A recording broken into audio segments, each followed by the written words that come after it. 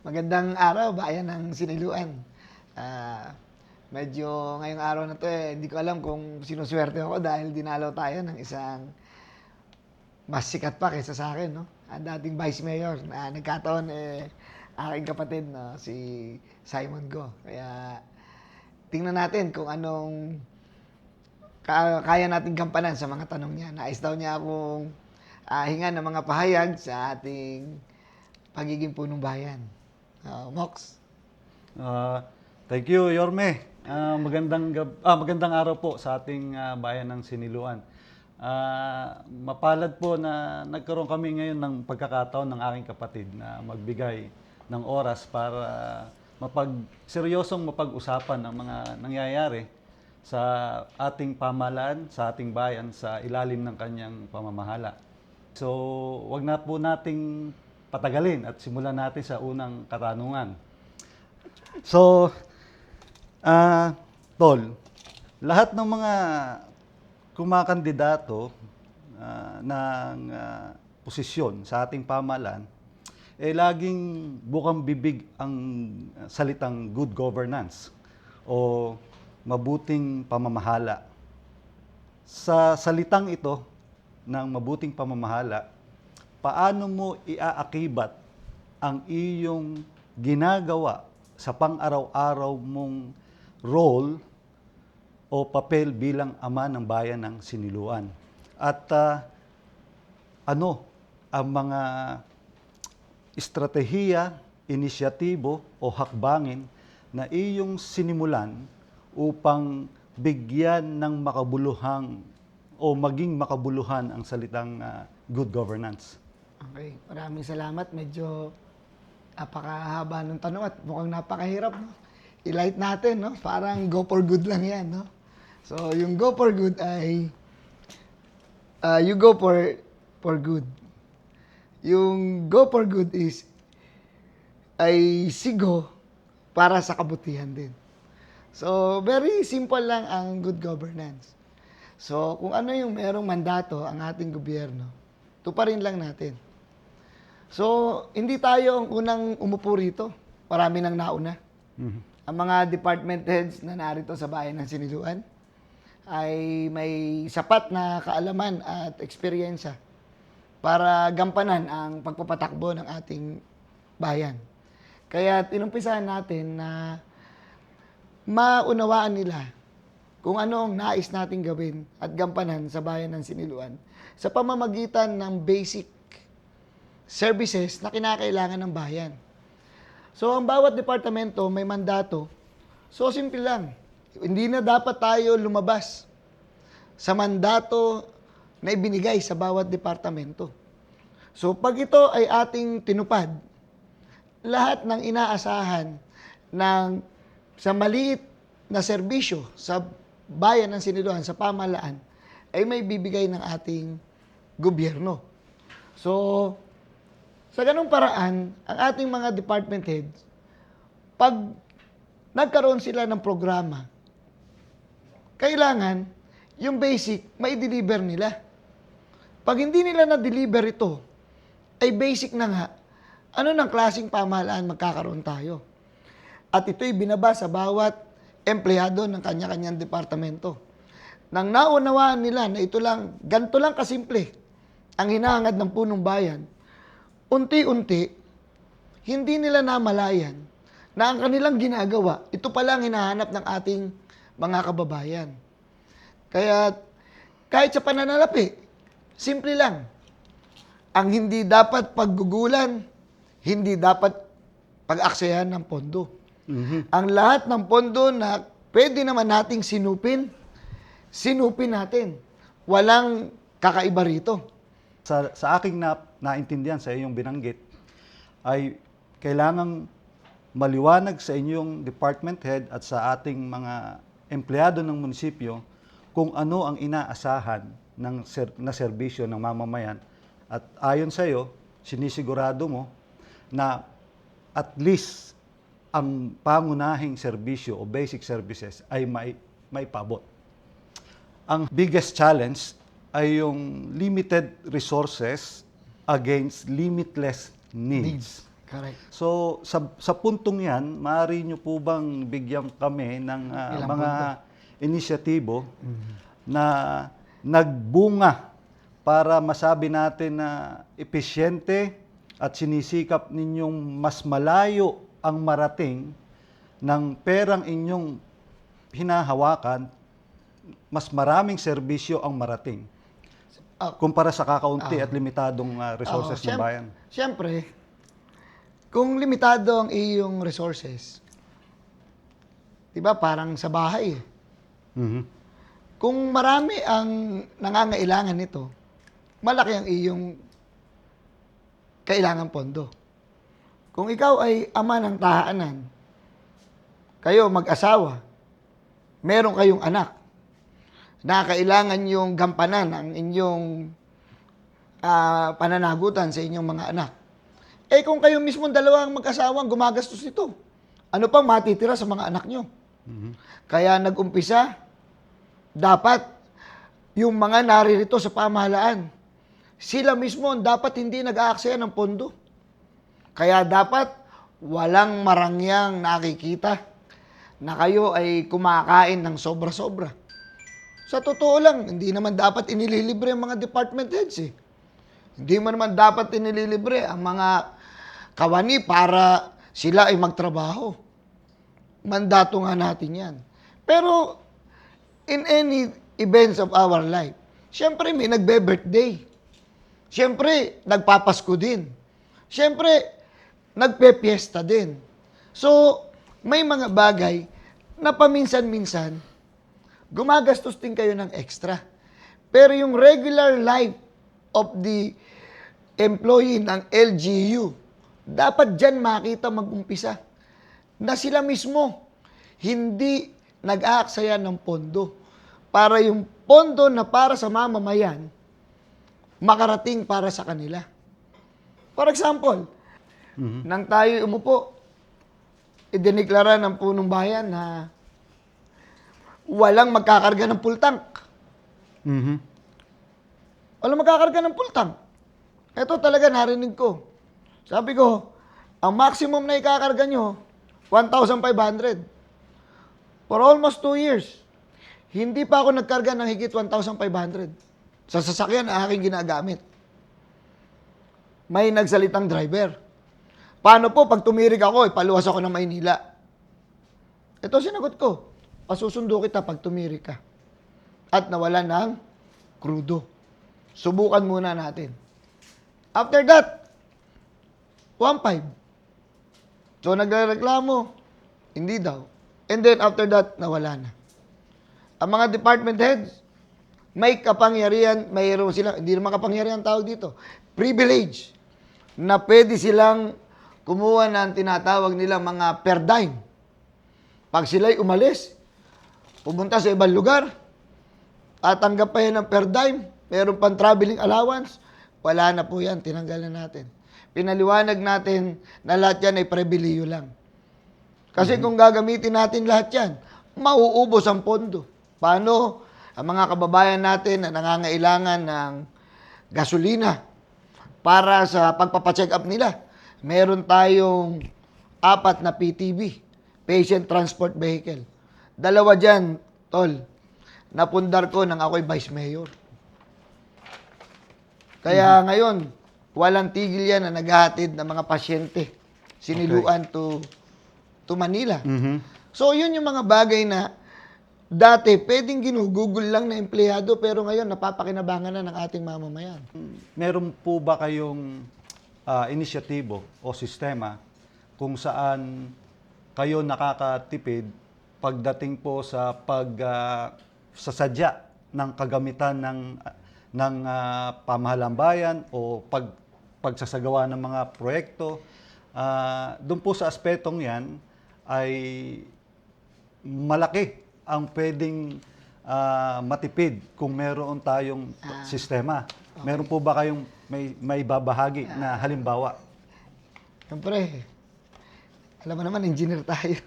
Okay. May mga bagay kasi sa engineering na ito ay ginamit ko ng panahon pa. Siguro, hindi na-recall nung mga una, nang ako'y konsyal pa, tayo'y naging chairman ng finance, kagaya mo, napag-aralan natin ang pamananalapi.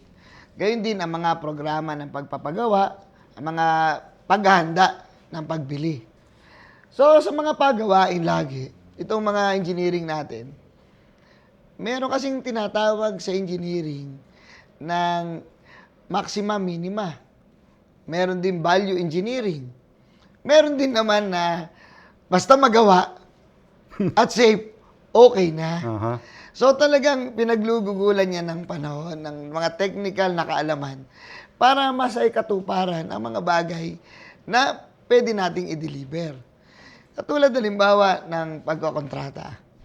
Sa kontrata, automatic kasi yan eh. Lahat ng nangontrata, lahat ng may negosyo, kikita yan.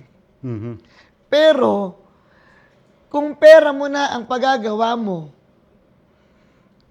at gugugulin mo, sino kikita? Eh, pera mo na, ikaw pang gagawa.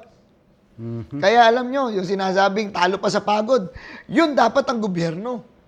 Hindi natatalo sa pagod ang gobyerno. Kaya dapat ang mga taga-gobyerno ang gumagawa. Mhm.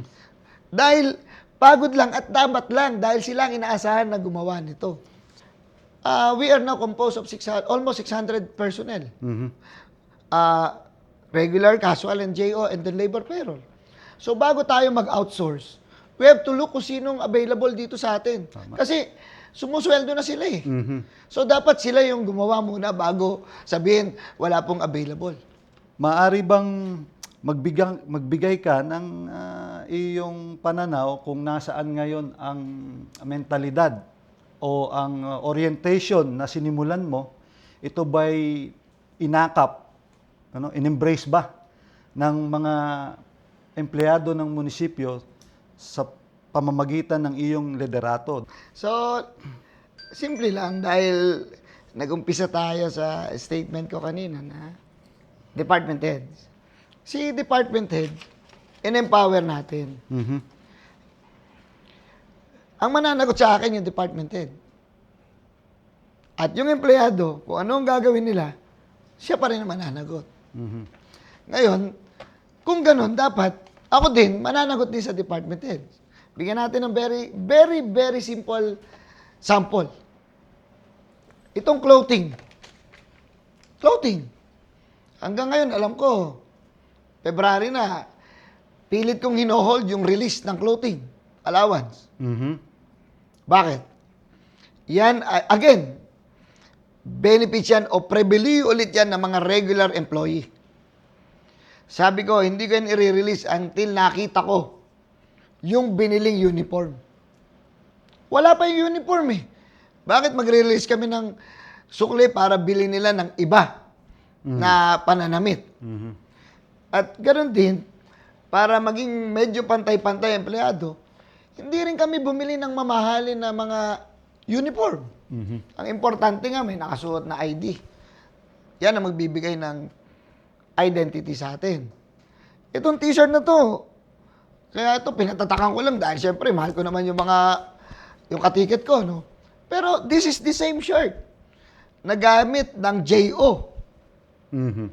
So, ibig sabihin, sasabihin nila, hindi nila, sila ang niyayakap ko. Bago pa ako magtanong kung yayakapin nila ako. Kasi I'm one of them. Mhm. Empleyado lang din ako dito sa pamahalaan. Tama. So, Kaya yung sabi mo na niyayakap, may isa pa akong ginawa dito na hindi rin nila ginagawa. Yung nag-request ako sa Circle of Pastors na magbigay ng Word of God every flag ceremony. There was a time, may nagsumbong sa akin. Napakahaba daw magsalita ng pastor.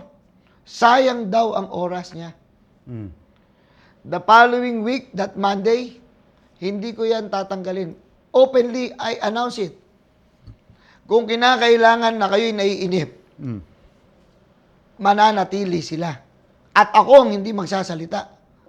Yan ang mga bagay na pag maayos at maganda, kasama yan sa formation ng ating pagkatao. May first Friday Mass pa, ha? Aha. Every month. Speaking your initiative na hindi nawawalan sa mga organisasyon, hindi man pamahalaan, na merong mga kahit anong pagsusumikap nating iakayin o igabay sila sa tamang pamamaraan o tamang paglilingkuran. May mga talagang matigas ang ulo at lumalabag hindi lang sa mga policies ng ninyo bilang administrador o nagpapatakbo ng pamahalaan, mismong paglabag sa batas. So paano natin ine-exercise Yung mga ganun bagay. yung mga disciplinary actions na kinakailangan Siyempre, naging i-implement? vice mayor ka rin, di ba? Mhm. You have the right to Hire and terminate. hire and to fire, suspend. Yeah. Aha. O yan. Palagay ko, baka itong term na ito ang pinakamaraming na-suspend. Aha. So talagang there are suspension. Okay. So, no matter what, we have to do that. Mhm. So, casual, regular, JO. Mhm. Pero, ito kasi ang ano ko naman, premise ko dyan. Hindi ako nagtatanggal ng tao. Ang gusto ko, mahalin nila yung trabaho nila. Mhm. Ang gusto ko, nakita nila na ito ay opportunity na makapagtrabaho sila sa gobyerno. It is the process. Mhm. It is the process and it is the law. It is the rule Okay. ang nagtatanggal. Oh. So, hindi ako. Salamat, Mayor. Hindi at ako. Kinlaro nyo. Yeah, Kasi it should be baka clear. abusuhin Kasi ng mga si Mayor na nagtatanggal, siya yung abusado. Okay. So, si Mayor Patrick hindi abusado. Mhm. Hindi ako nagtatanggal. It is the law and the rule. Okay. And the process. Okay. With process. So, pag nangyari yan, tinanggal ba kita? Hindi. It is you. It's not me. Kasi may proseso tayo eh. Kaya pag sinabi ko, hindi na kita kayang tulungan dyan. Okay. Pagdating doon sa good governance, Mhm. I want to share it short sa'yo kasi alam ko naman na bahagya naman na alam mo yun. Kasi as a Tomasian, meron kasing kaming na-inherit na sa amin eh. Yung na-build na yung aming pinaka-karakter. Mhm. Ngayon, totoo na hindi lahat pinagkakalooban na mamuno. Mhm. Hindi lahat. For example, me for 27 years. 27 years, 17 years akong supervisor. 10 years akong vice president sa union. Tapos, student leader ako. Alam mo, simple lang ang lagi naming panuntunan sa UST. We are servant leaders in any way. In any way. Kung pangkaraniwan ka empleyado, servant leader ka. Mhm. Kung ikaw man ay supervisor, servant leader ka pa rin. Executive Vice President ako, still servant leaders. So, kaya itong bayan na ating pinamumunuan, talagang kung sana makita nila, no? Kasi hindi naman lahat nanonood at hindi rin naman ako nasasaksiyan. Mhm. Talagang walang ibang principle kaming ginagawa kundi maging servant leader eh. Kung hindi, masyadong malalim yan. Ito ay leadership by example. Wala nang ibang pinakamabisa eh. Pag sinabi ko, tiyagain na natin to. Practice what you preach. Of course, hindi mo Okay. pwedeng sabihin na yun lang. Pag sinabi, si Mayor nga eh. Si Mayor nga eh. Actually, itong usapan natin to, dapat naka-ID ako kasi si Mayor nga, nag-ID. Mhm. Di ba? Ganun kasimple bagay para naman itong tinatawag natin na gobyerno na ating pinamumunuan, hindi na maging balakid pa lagi na sasabihin, malakas ako kay Mayor, hindi pinapansin ni Mayor, hindi. You don't need to talk because the Mayor is doing it. At kahit yung department heads, hindi na nila kailangan sabihan ng kanilang mga empleyado. Nakita nyo naman sino kasama nyo? Umuwi kami late. Sino kasama mo? Si Mayor. For 27 years, for 30 years, nasa UST ako. No? Pare, gusto mo na magpahinga. Mag-aantay ka pa ng jeep. Mm. Bago ka makauwi, dadagdagan mo pa ng pagod pa ulit ang sarili mo. Di ba? Oo. So, Di ba? talaga, Dito sa Siniluan, every Monday, I'm telling to all our employees how lucky they are living dito sa bayan natin. So dumako naman tayo ngayon sa mga services na sa ngayon, simula nung inisyatibo mong yan, na baguhin ang sistema, baguhin ang imahe ng gobyerno, magpakita ng tamang halimbawa, bigyan ng tamang orientasyon ang iyong mga kasamahan sa lokal na pamahalaan. Ano ngayon ang mga programa na iyong nasimulan na nagbubunga na? If you have funds, we build you. Mm. Kung may pera ka, ipaggagawa ka namin. Okay. Therefore, lahat ng nakikita natin dito, basta may perang siniluan, kahit sinong paupuin mo mayor, dapat napagawa Meron. niya. Eksakto. Dapat ganun. Mhm. Basta may pera yan, dapat may nagagawa. Mhm. At mandatory din ang 20%. No matter what. Hindi mo pwedeng gawin kahit yan eh. So, dapat may pinagagawa. So, dapat yung hinahangaan ng tao, hindi yun. Okay. Dahil ito ay minamandato. Mhm. Kaya nga lagi ang sinasabi ko when I was a counselor, hindi ngayon ang paghusga. It is the future. Kung anong binuo natin ngayon, hindi pa natin kaya sabihing mali. Mhm. Dahil gagamitin pa lang natin yan. Yung pagpapagawa natin, hindi pa natin pwedeng husgahan. It is just a mere structure. Pag hindi natin napakinabangan, that is the time. Katangian ng isang epektibo at magaling na leader na ikaw ay forward thinking. Yan ang sinasabi ko. Kaya dapat ang that is plano. that is more than the money. Okay. That is what you call vision. Eksakto. Vision, it's not about money. Mhm. So a person with vision, the money will be effective. Tama. Kaya nga ang sinasabi ko, hindi porke may nakita ka is good. Mhm. So the future, so vision, so where to put the bridges, where to put the building. Pero hindi pa rin ngayon. Sa future mo pa rin malalaman yon. Kaya nga, yung vision ng tao, magre-reflect kung ano lahat ang nangyari. And I always reflect on what is really happening in my life. Hindi lahat naganap sa akin. Mhm. Una, nag-consul ako. Pangalawa, nag-vice mayor ako. Hindi ako kahit sa isang sandali na gusto kong palitan yung punong bayan na nakaupo. Nabang ako'y vice mayor. Mhm. Para akong kabinete and I'm serving in the pressure nung nakaupong punong bayan dahil sayang ang mandato kung hindi natin tutulungan. Mhm.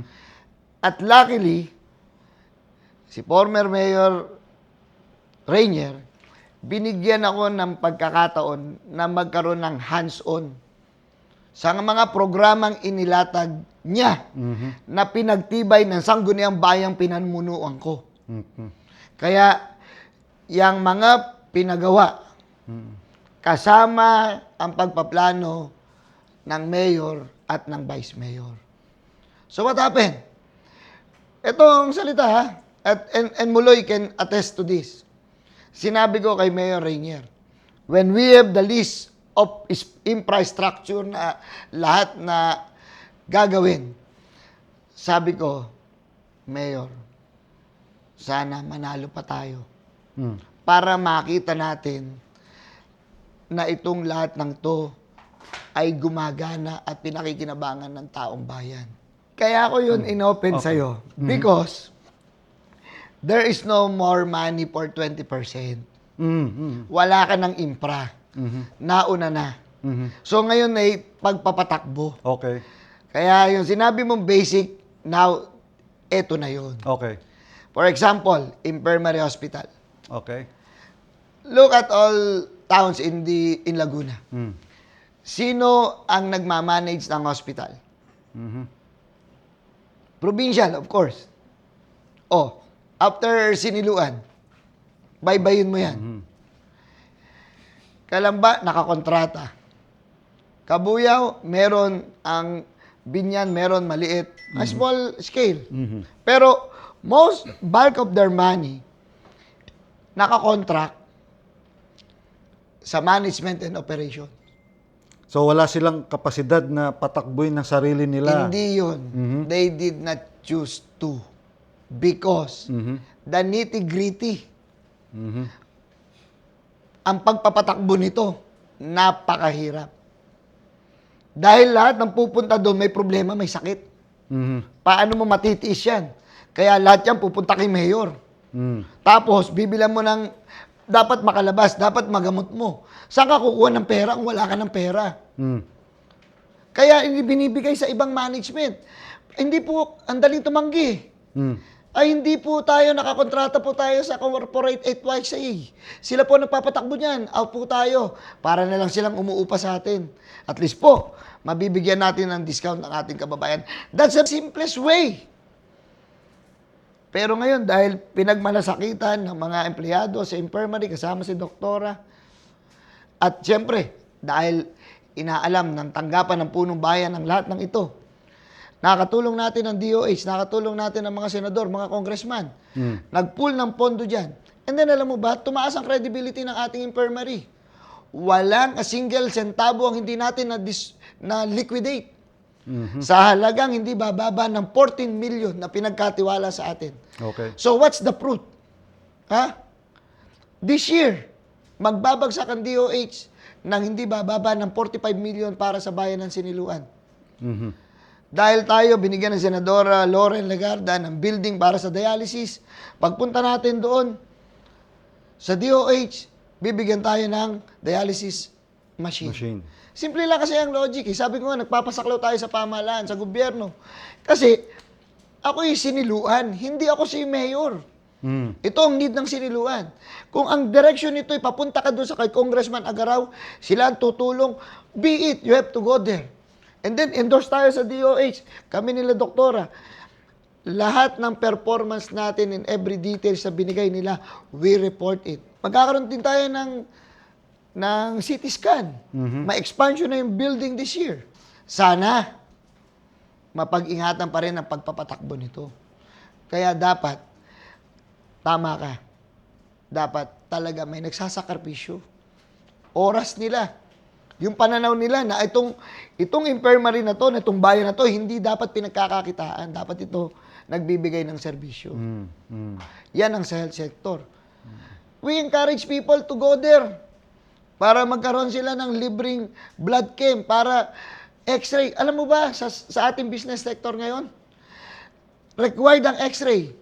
Pag ang iyong empleyado may PhilHealth, libre sa infirmary, wala kang dagdag na gastos para sa x-ray ng empleyado ng inyong mga private establishment. Okay. Inoffer yan ng bayan ng Siniluan. And we are not that rich, ha? Hindi tayo mayaman. Kung pag-iisipan niya ng punong bayan, sayang, may pera. Dapat kinuha natin ang kinuha. No. We should be business friendly. We assist our business sector. So yun, sa health, na-maximize natin, mapapalakas pa natin ang komersyo natin dahil maganda ang trust rating kasi hindi natin sila pinipiga doon sa mga bagay na meron tayo. Okay. Ang kailangan lang, ang hinihiling lang natin lagi sa business sector, magdeklara sila at magbayad lang ng tamang buwis. We are with you. Ganun kasimple. Di ba? Meron pa po ba kayong gustong i-highlight pagdating sa health sector? Sa health sector, eto. Ako, hindi ako nangangako eh. Okay. Pero to, ginagawa na ngayon eh. Libre naman na sila sa ang taga-Siniluan. Libre na ng x-ray. Libre na ng blood chem.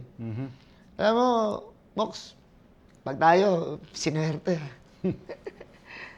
Kakaroon tayo ng green card. Yung green card na yan ang lalagyan natin ng health card. Okay. Para yung taga-Siniluan, hindi na nag-aaway pa sila. Kung ako'y libre, ako'y hindi.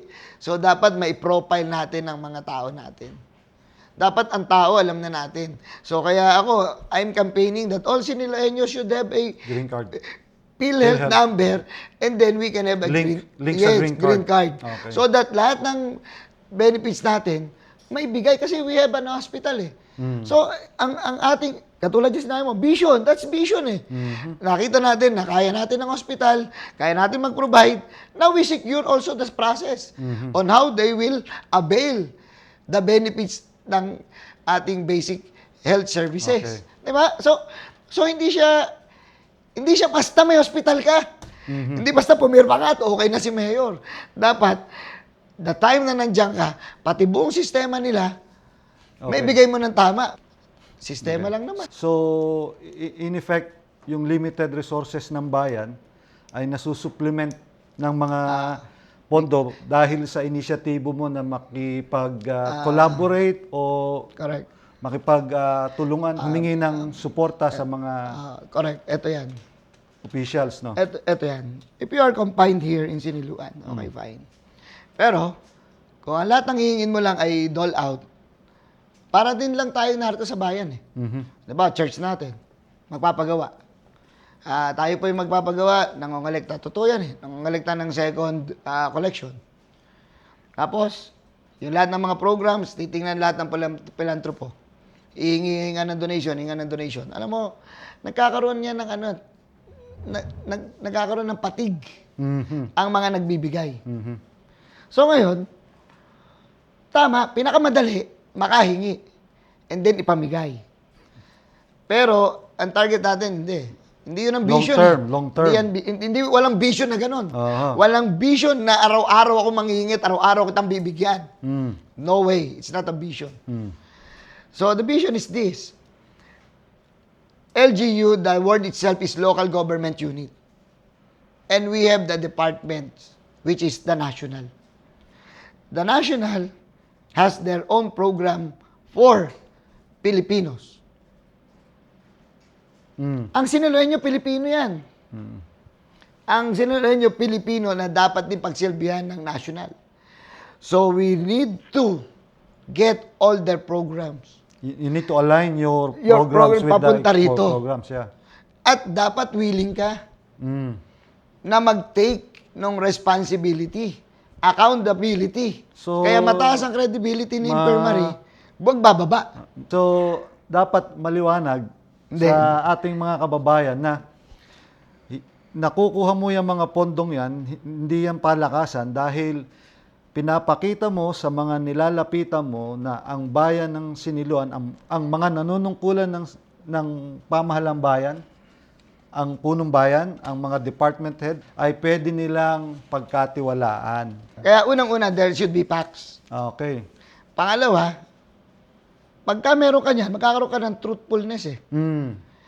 Nakuha na natin. Kaya tayo, nag-data gathering tayo dito. So buo na ang credibility ng Ngayon, local government. so ngayon sa Siniluan. may truthful na. May truthfulness na. Kasi nag-report back ka na eh. Okay. So ngayon, we already earned their trust. Mm. Kasi meron tayong facts na pinresent. We are truthful to our Mandate and yung ating commitment to them. responsibilities. So ngayon, pupunta ka na lang doon dahil nagtitiwala sila. So tingnan mo. DSWD. Ano lang ang alam ng tao sa DSWD? Dole out. May bigay. Aha. Bumuo ako ng team para sa Sustainable Livelihood Program. Nagtataka ako, meron naman binibigay. Bakit wala naman ako nakitang successful story? Tapos, meron palang available. So, bumuo ako ng team. Pumunta ako sa region, dinepend ko yung ating stand for Sustainable Livelihood Program. Binigyan ko sila ng insight kung anong meron at bakit, anong pananaw ng bayan ng Siniluan. Sabi ko, they are looking for poor of the poor para bigyan ng livelihood. Pero may purpose na eh. Sila na yun nado sa poor of the poor, yung purpose. Eh si purpose, tama ba, may ATM na yung purpose eh, no? Automatic yun, monthly, nakaka-receive na sila niyan eh. Meron na silang allowance. So ngayon, they are no longer interested in the livelihood program because may benefits na sila. Dole out. Yeah. Oo. So ngayon, I presented our proposal, so we built. So tsinaga natin mag-hunt ng mga tao. Magbuo sila. Sinabit namin. Siguro nakakawalo na, 6 na livelihood. Eh ang pinresent natin, 23 ha. Na sana ma-maximize nila yung potentials. Okay. So nakaka-6 na this year. Yung pinresent ko sa region, natanggap nila. Binigyan tayo. Na dati, padala-dalawa lang. Naka-6 na tayo. And there are more to come. Okay. Kasi 23 eh. Mhm. Ngayon, hindi ako tumigil doon. Mm. Umattend ako sa Luzon Wide ng convention ng SLP. Pinresent ko ulit ang sarili ko doon. And they promised me, after the 23, magbibigay sila ng worth 10 million livelihood program for Siniluan also. So we have to look again for the people na ganun na naman. Benefit. Na magbe-benefit. Sino naman na magtatrabaho dyan? Departments. Okay. Alam mo, ang department head, with or without program ka, pare. Kasusweldo yan. Mhm. Kaya kailangan ko, kaibigan ko sila. Dapat kasama ko sila magtatrabaho. Kasi, walang program yan. 15-30 yan eh. Kung meron tayong nakukuha, dahil naunawaan ng department heads, ang gusto natin gawin sa bayan. Hindi. At saka Mandate naman nila yun tamang oryentasyon, Yeah. yung Yan ang mandato. mga ano natin. Tingnan mo ha. In-applyan mo yung trabaho. Yan. In-applyan natin yung trabaho sa gobyerno. Kailangan mong pangatawanan. For example, hindi yan nakikita. Lagi kasi ang tao, pera eh. So sabi ko, sige nga, translate natin lahat sa pera ang ating pinagagawa. Alam mo, simula nung Kusyang Layo, meron tayong libreng gamot sa bahay. No? Hindi ko naman nalayan. Hanggang naging punong bayan tayo. Hanggang ngayon, meron pa. Siguro mga 1,600 na kumukuha ng mga maintenance doon sa bahay. Pagdating dito, ang tao, hingi din, may reseta. As usual. Mm. Sabi ko, wala akong pera. So, kailangan gamot. Anong ginawa natin? Nagmawa tayo sa mga butika dyan. 4 ang may makamuha tayo. Yung ating staff, si Marsad, tatawag yan doon. May picturean yan. Ang ganda ng technology. Reseta, picture. Send doon sa kamuha natin. Okay. Meron, wala. Wala. Sa other kamuha. Lahat yan. Pag kung saan meron na, Doon. doon ka pupunta. Okay, bigay mo to with presyo, with number. Punta doon. So ngayon, ang tao, sanay na. Wala nang luma-lumang reseta ngayon kasi kahit anong gawin mo, gamot din ang makukuha mo. You cannot recycle it anyway. Okay. Alam mo ba? When we translate it to money, Mhm. amount, just for 2024 alone, not less than 1.5 million ang binayaran natin sa gamot. Okay. October pa lang yun. Wala pa yung last quarter. Okay.